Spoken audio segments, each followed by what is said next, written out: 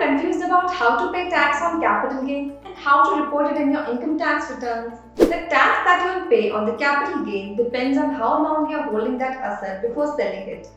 Capital gains are classified as either long-term or short-term and are taxed accordingly. Hello and welcome. I am Namita, a tax expert at Clear. We are India's largest tax and financial services software platform for individuals. Do subscribe to our channel to support us and hit the bell icon to never miss any important finance videos. By the way, I have an exciting announcement for new subscribers. We have a free gift for you. It's a comprehensive guide for income tax returns in India for financial year 2021 that will help you with basic doubts about filing your returns. To claim it, subscribe to our channel and let us know in the form provided in the description below. So let us know all about capital gains taxation. First of all, let me tell you what are long-term capital assets and short-term capital assets. Any asset owned by a taxpayer for more than 36 months since the date of transfer to his or her name is treated as long-term capital asset. The criteria of 36 months have been reduced to 24 months for unlisted shares and immovable properties such as land, building, house property, etc. For instance, if you sell a house property after holding it for a period of 24 months, such asset will be treated as long-term capital asset. Another exception is for the assets such as listed shares or units of UTI or units of equity-oriented mutual funds or zero-coupon bonds. If these assets are held for more than 12 months, they are considered as long-term capital assets. Now coming to short-term capital assets. Any asset owned by a taxpayer for less than 36 months since the date of ownership is referred to as a short-term capital asset. This duration should be 24 months in case of unlisted shares and immovable properties and 12 months in case of listed shares, units of UTI, units of equity-oriented mutual funds and zero-coupon bonds. After knowing about long-term capital assets and short-term capital assets, I think you have guessed the meaning of short-term capital gain and long-term capital gain. Yes, you guessed it right. Gain arising on transfer of short-term capital asset is termed as short-term capital gain, and gain arising on transfer of long-term capital asset is termed as long-term capital gain. Similarly, if there is loss on transfer of short-term capital asset, it is termed as short-term capital loss, and loss arising on transfer of long-term capital asset is termed as long-term capital loss. There are certain exceptions to this rule, like gain on depreciable assets is always taxed as short-term capital gain.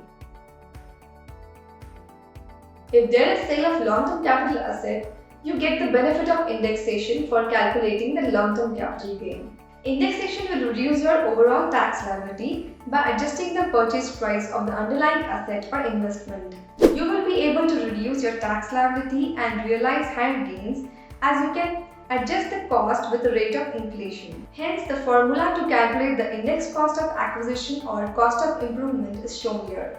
The cost inflation index is notified by the government in the official gazette. However, short-term capital gains are easier to calculate, and one can determine it by subtracting the expenditure incurred on an asset from the cost of sale of that asset. Is it now easy for you to classify and calculate the amount of capital gains? If yes, please comment yes in the comment section below. If you have invested in equity shares or units of equity-oriented mutual funds and there is a short-term capital gain, that is, it is sold in 12 months, the short-term capital gain is taxable at a rate of 15%, excluding cess and surcharge. Other types of short-term capital gains are taxable at the tax slab rate applicable to the person. If there is a long-term capital gain on equity shares or units of equity-oriented mutual funds, it is taxable if the total long-term capital gain in one financial year is more than Rs 1 lakh.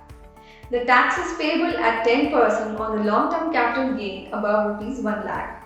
However, as an exception, indexation benefit is not allowed here. Long-term capital gains on other capital assets generally attract a tax rate of 20%, excluding cess and surcharge. If you are an individual and income source includes the capital gains component, then Form ITR 2 or ITR 3 is only applicable. Let us see certain scenarios to know which ITR is applicable. If you are an individual and have a salary income along with income from capital gains during the year, you can file ITR 2. But if your income source includes a business income along with capital gains during the year, you should file ITR 3. If you have offered your income to a presumptive taxation scheme and there is capital gains during the year, you must file your return in ITR 3 form instead of ITR 4. So folks, this is all about capital gains taxation. If you have any questions related to capital gains, please comment below. We will reply to it as soon as we can. Further, we are also offering assisted tax filing services where you can take our experts' help in filing your ITR returns. You can take this service to the link given in the description box. I hope this was helpful. Thank you for watching this video. Please do like, share and subscribe to our channel for more such informative videos. And if you subscribe, make sure to claim your free gift.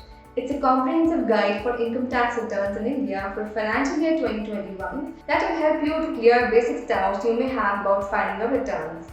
Click on the link provided in the description box. Also, do not forget to click on the bell icon so that you get an update as and when we upload new videos. Stay tuned for more updates. Take care and goodbye.